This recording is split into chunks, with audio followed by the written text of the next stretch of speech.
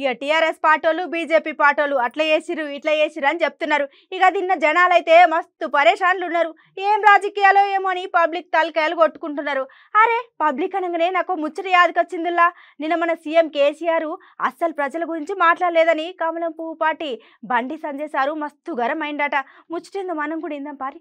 ఇక టీఆర్ఎస్ పార్టీలు బీజేపీ పార్టీలు అట్లా చేసిళ్ళు ఇట్లా చేసిళ్ళు అని చెప్తున్నారు. ఇక అది నిన్న జనాలు అయితే మస్తు పరిశాన్లు ఉన్నారు.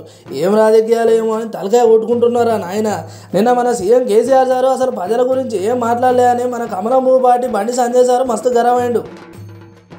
సంవత్సరం పూర్తి చేస్తా అన్నాడు, అవే పూర్తి చేయాలి. మళ్ళీ ఇప్పుడు 15 నెలలు పూర్తి చేస్తారట. డిగ్రీ కాలేజు ఎందుకు చేయలే, హాస్పిటల్ ఎందుకు చేయలే, రోడ్ల గురించి ఎందుకు మాట్లాడలే, ప్రాజెక్టుల గురించి ఎందుకు మాట్లాడలే, డబుల్ బెడ్రూమ్ గురించి ఎందుకు మాట్లాడే, ఇక్కడ తమ్ముళ్లకు ఉద్యోగాలు ఇంత ముందట హైదరాబాద్ ఆటో డ్రైవర్ అట. ఇప్పుడు ఏం లేదు, ఎంతమంది తీసుకొచ్చాం వాపసు, ఎంతమందిని వాపసు తీసుకొచ్చాం, ఎంతమందికి ఉద్యోగాలు ఇస్తారా వాళ్ళు బయటకు వచ్చి వాపసు వచ్చేది. ఏ మీటింగ్ వచ్చిన పెద్ద సారు ప్రజల గురించి అసలు ఎందుకు సపోర్ట్ చేయలేదు, అట్లనే ప్రాజెక్టుల గురించి రోడ్ల గురించి ఉద్యోగాల గురించి ఇట్లా చెప్పుకుంటా పోతే ఇక చాలానే ఉన్నాయి. ఇక ఇక్కడ అసలు ముచ్చట ఏంటంటే మునుగోళ్ళ నువ్వు తీసుకున్న ఊరుకు నువ్వు కూడా ఇన్ఛార్జ్ ఇవ్వకపోతే ఎట్లా అని సార్ మాట్లాడుకుంటూ వచ్చిండు. అంతేమని బండి సంజయ్ సార్ మాటలలో కూడా జరిగింత వాస్తవం ఉన్నదని, అట్లనే సార్ తీసుకున్న ఊరికి ఇన్ఛార్జ్ ఒకసారి వచ్చి మందలిచ్చి పోవాలి కదా అని అంటున్నారు ఈ ముచ్చటున్న పబ్లిక్.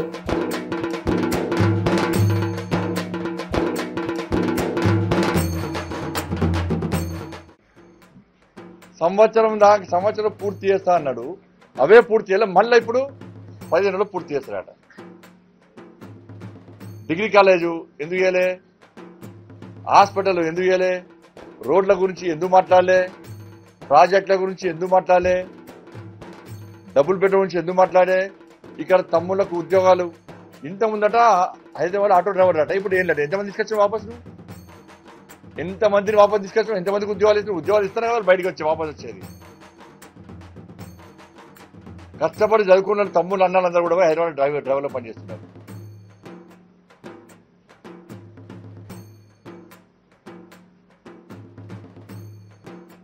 శివన్నగూడెం అట ఈయనను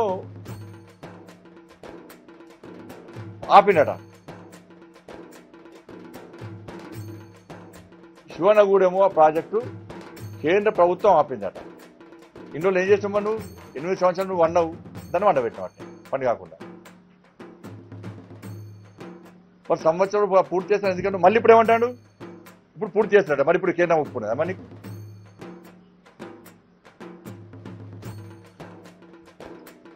ఢిల్లీ ప్రాజెక్ట్ ఏమైంది, మరి కిచ్చరంపల్లి ఏమైంది, చెర్లగూడెం ఏమైంది, ఎస్ఎల్బిసి ఏమైంది, ఇవన్నీ ఎవరు ఆపారు, ఎందుకు చేయలేదు? సంవత్సరం పూర్తి చేస్తున్నది ఏమైంది? 1,75,000 ఎకరాలు నేను ఇస్తాను, ఎన్ని ఎకరాలు నిలిచి అదని చెప్పను.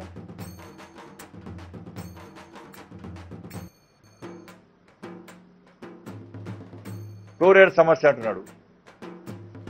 ఇది వచ్చకపోయినట వాజ్పేయి గారు లేకుంటే నీళ్ళు ఎక్కడ వస్తాయి, సిగ్గుండాలి కొంచెం అన్న. అప్పుడు ఇక్కడ నుంచి కృష్ణా జలాల నుంచి అక్కడ నీళ్ళు ఇసుకపోతారు, హైదరాబాద్కు నీళ్ళు ఇసుకపోయే ప్రయత్నంలో పైప్ లైన్ వేసినప్పుడు మునుగోడు తీవ్రంగా ఇబ్బంది పడుతుంది కాబట్టి పక్కనే ఉంది కాబట్టి ఆ పైప్ లైన్ ద్వారా ఇవాళ నీళ్ళు అందిస్తే దానిలో మళ్ళీ చేసి మిషన్ పక్కన దిగని చెప్పి మొత్తం కన్సల్ట్ చేసి పడేసాడు.